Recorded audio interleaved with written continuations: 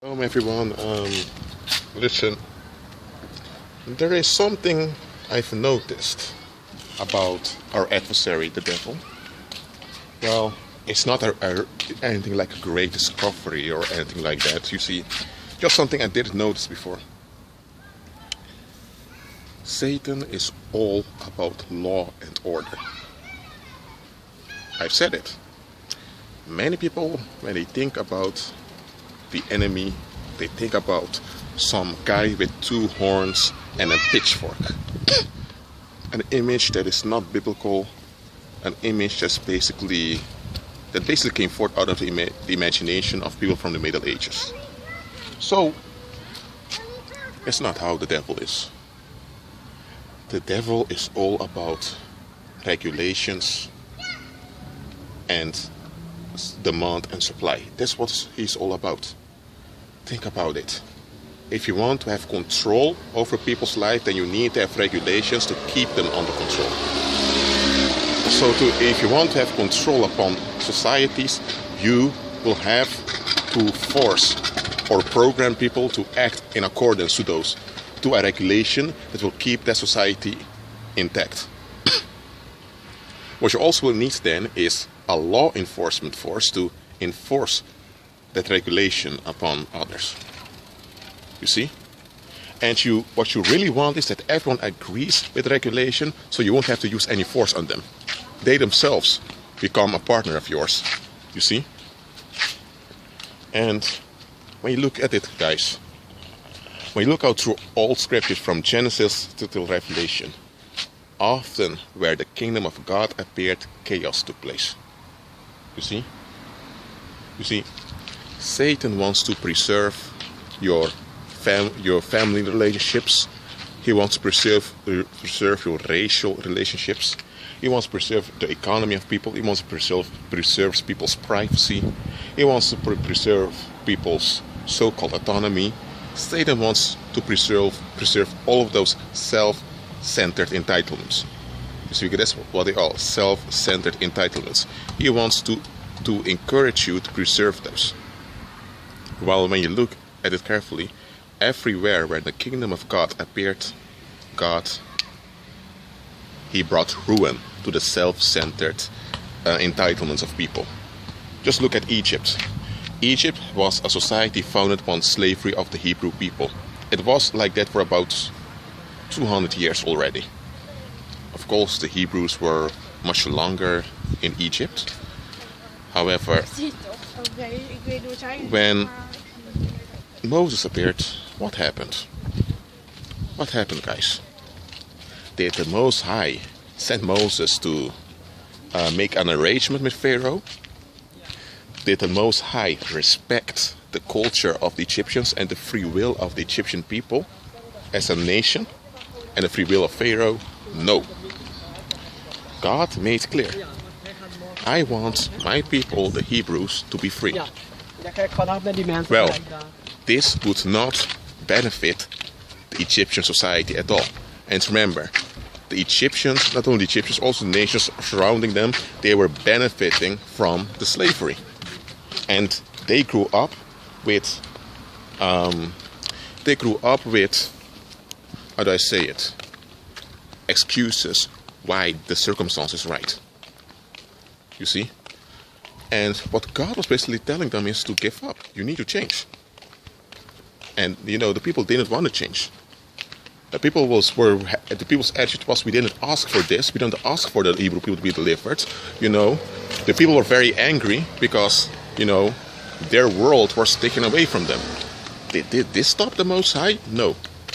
The Egyptians and Pharaoh both did not want to let the Hebrews go. What did the Most High do? He sent plagues onto them. Yes, you heard me, sent plagues onto them. And eventually they were forced to let the people go. And when they tried to take vengeance, the Lord wiped them all up. Wiped them from the earth. They drowned. So that was great chaos in Egypt. No law and no order. You see? Now, when I read the story in Exodus, I saw the glory of God. Why? Because God is about the Most High, right?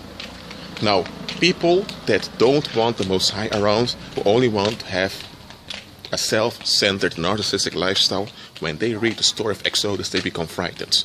Why? Because they will recognize themselves in the Egyptians. You see? Because how often doesn't it happen that we, in order to preserve our self-centered world, we agree with cruelty upon others? Why? Because we don't want to change. We don't want to let go of those self-centered entitlements. So people that want to hold on to their self-centered entitlements, when they read the story of Exodus, they become frightened, because they know, then they realize that if the Most High did this with the ancient Egyptians, He can and He will do it with them. You see? So now, they also are aware that God is not playing games. And that's why there are many people who call themselves atheists, and they began to accuse God that God is cruel, homophobic, sexist, blah, blah, blah. What's the real deal? God is not playing games. God is not about law and order. God is about Him being glorified, and He uses His sovereignty to achieve that end. And everything must either submit and benefit from God's sovereignty, or they will be ruined in their rebellion against the sovereignty of God. That's how it is. And we humans, we hate the idea of God being sovereign. You see? Even many believers are still struggling with it. Why? Because we don't trust God. See? We don't trust Him. There's an accusation against the Most High that we don't trust Him. Instead, we trust law and order, regulations. And in order to preserve that self-centeredness, we agree with punishments upon others, putting people in jail or executing people, as long as we can preserve our self-centered entitlements. That's very ugly and very wicked. Yet, we always want to have some victims, especially criminals. We want to have them around in order to blame them so that we can feel good about ourselves. God does not take that. Those criminals and those people that bother you, they are also made in the image of the Most High. And just like you have a right on the earth, they have too. So in order to hold on to a regulation, to law and order, and because every time you agree with law and order, you agree with exclusion of people.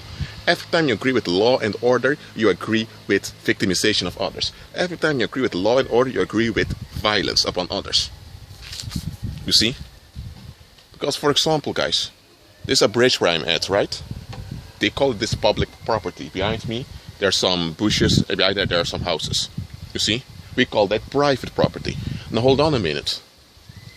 That distinction between public property and private property is a mental construction. The only thing you have the earth, and you have resources on the earth, and we arrange the resources in such a fashion to preserve their self-centered entitlements, which we call private property. And in order to make it real, they put a hedge around the house to set a signal that you're not allowed to come here. You see? And if it does happen, we have what we call the police force to inflict harm on you, so that you will be traumatized not to do it again. Why do they agree with traumatizing you? So that you will agree with the mental construction, with a self-centered entitlement. You see? God never did that. When you look at it objectively, we are all thieves.